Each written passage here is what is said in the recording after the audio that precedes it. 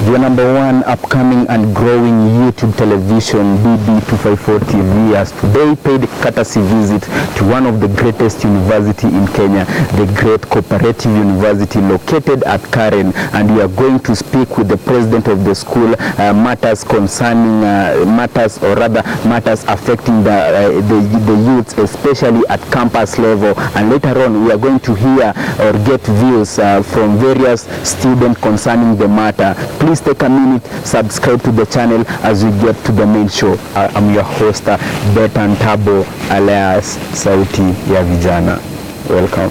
Welcome to the show, Mr. Collins. Karibu. Karibu sana. Asante sana. Aya. So we want to discuss matters affecting the youths, especially at the campus level. First question, what you thought about campus life before joining campus? Is it what you've gotten as a result after joining campus?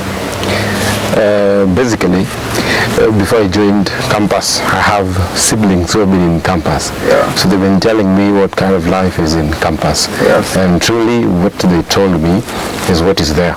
Because there's freedom to do whatever you do, because you're not now under teachers who control you, or under lecturers who treat you like a grown-up. You make decisions out of yourself. And also in this campus life also, you make decisions if you can go to class or not. So it's about you making the decisions, no one making them for you. So the expectations that you had, is it the same thing that maybe perhaps you've engaged in? I can say yeah, because as I said, my siblings were ahead of me. Yeah. They were in campus and they told me what kind of life is in campus. And truly, that is what I found, which is in campus. Okay.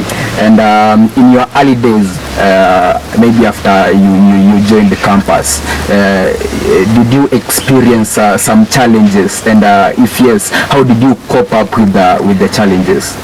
Of course, coming to Nairobi for studies from way back, because I stay in Kisii, and I studied in Kisii. I had never come to Nairobi before.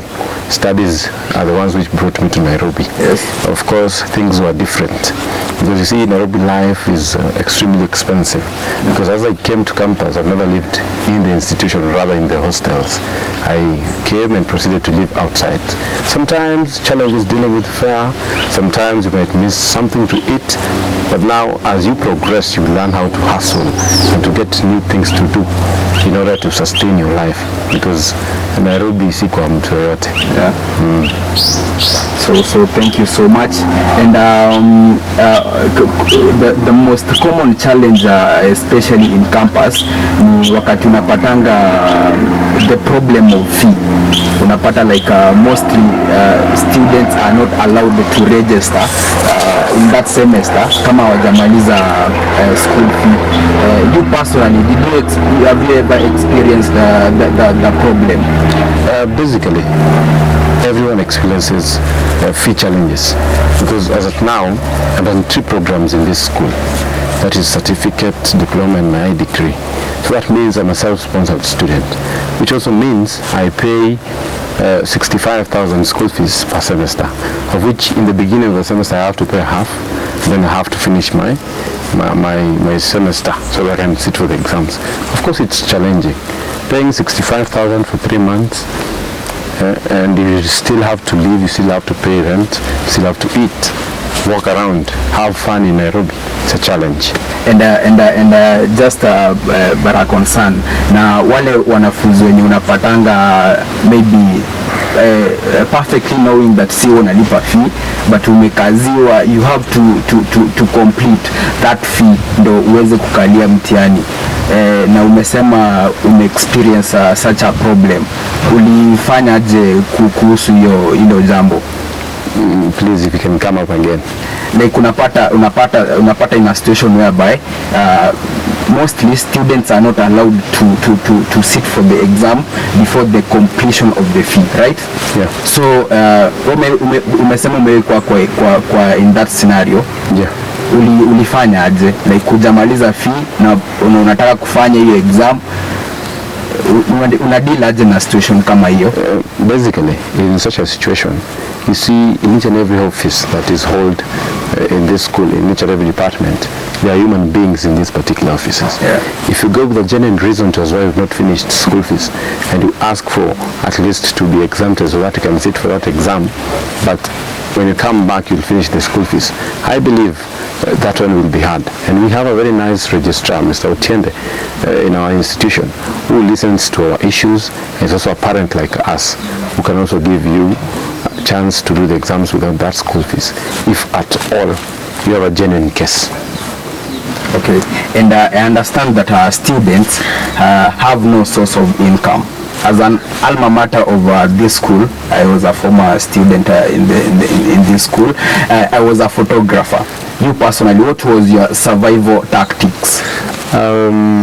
About 2019, as I was doing my diploma here, I used to have PS television yenye tulikuwa tunatumia huku shuleni after something small, which is not happening nowadays. You see, at that time, when you make even 500 to 1,000 shillings a day, and you're not paying for electricity, you're not paying for rent, it is quite some good amount of money for you to run your life in Nairobi. That's what I used to do at that time. Politically, you are the president of this school. I just have one question. Between school politics and government politics, are there some similarity and differences? Basically, between politics is politics, whether it is campus politics or rather the national politics. Because basically politics is about talking to people, selling your agendas, manifestos, and to see if these people can buy your manifestos and agendas that you have for the people. So basically, you see, furthermore, in campus life, we deal with the great minds, learned personnel, people who know how to think and reason, people you cannot confuse and convince with some few cheap politics. So it's also a challenge because we are dealing with intellectuals. But you see, when it comes to national politics, you're at least dealing with some people who didn't go to school, some of them who've gone and left school in the middle, and some of them who are learned. At least it's a mix of people, a group of people. Unlike in campus, where everyone maybe scored very well and they came to campus, they are intellectuals, they are informed, you see. That is the only challenge I can say. Yeah, do you perhaps give the same promises, use the same slogans to your people? You see, as a slogan, you must have a slogan for a politician. Like now mine, before it was Muko Tayari, na bado saa hii, when I'm going for the second term, it's going to be the same. You are running for the second time? I'm running for the second time.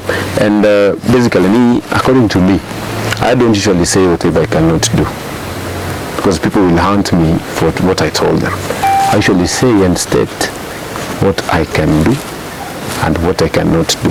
I cannot state it as part of my agenda. So my agendas are basically formulated from what I can manage to do.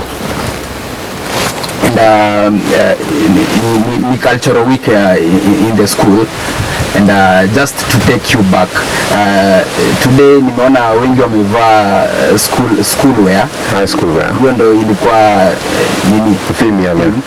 And to take you back, what is your memorable moment in high school?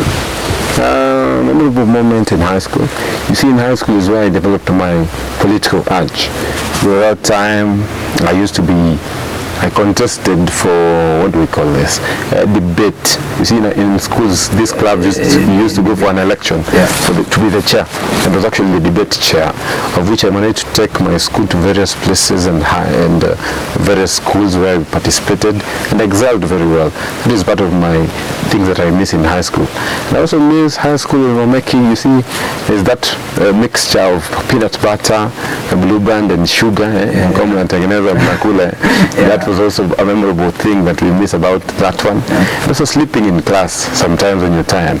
It's also a memorable moment, sleeping, and so missing all the captains who are disciplining us when we were making noise in class and such like stuff and punishments. and cleaning our dorms and hostels. And sometimes in high school when you had challenges of clothes, unapata leo unavaa shati hivi, kesho unapendua kola inaingia ndani.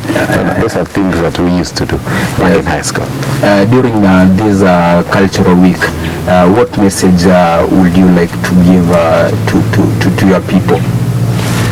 I would like to urge my students that you see, Culture Week is all about our cultures. No matter which culture we come from, we are all Kenyans and we are all one team, one group. Let us embrace all our cultures as one and work with each other. Let us also kill tribalism, which is also troubling us as part of the Kenyans that we have. Tribalism is one of the major factors which is now troubling us. So I want to also urge students to participate in this Cultural Week to make it a success, because basically we arrange it for them, not ourselves. That's why we try as much as we can to make it the best from the rest of the cultural weeks which have happened before. To the rest of the youths at Kenya at large, what message do you have to them, especially on this political season? Maybe perhaps a peace message that you would like to give them? Mine to the youth of this country, because as I finish from also my campus politics, I will be proceeding to do other things outside there, politically also. So I want to tell the youths that this 2022 is time that we've been given as youths. We as youths, we have the majority of numbers of people who can vote and make a change to this life. I want to challenge the youths to support youths like them who are contesting for the various seats. You see, we usually have youths who are contesting, but you can find youths against people who have a lot of money, people who've been in offices for quite some time and don't have track records. Youths keep on crying that we have not been given jobs, we have not been given whatever. But I want to tell the youths that we as youths, we should fight for our space. There's nobody who can tell you, there's a seat here for you, there's a job here for you, come and sit on it. You need to work for it. I want to argue them and tell them 2022 is their time to make a change in this political arena. And also to try and we've tried men for a long time. We should also try ladies at some point, because you see, ladies, even in the house, as we sit, you as kids, your mother can ensure that you as kids you've eaten even before she has eaten. But the father is usually the first one to be served. So for these political seats which are there, wherever there are women, let us consider them. Because you see, the men watajishughulikia kwanza, ndio waanze kushughulikia wengine. But as for ladies, it can be opposite, and I believe so. And the youth, let's step up and fight for ourselves, and 2023 is our time. And there's no other time like 2022. By 2027, some of us who are youths might not be youths again. You see, so people should take this time seriously and fight for their space. So thank you, Mr. Collins. It has been a pleasure having you in this segment. And to the viewers, thank you so much for always supporting us. We have been at the School of Cooperative. It's located at Karen. And thank you so much.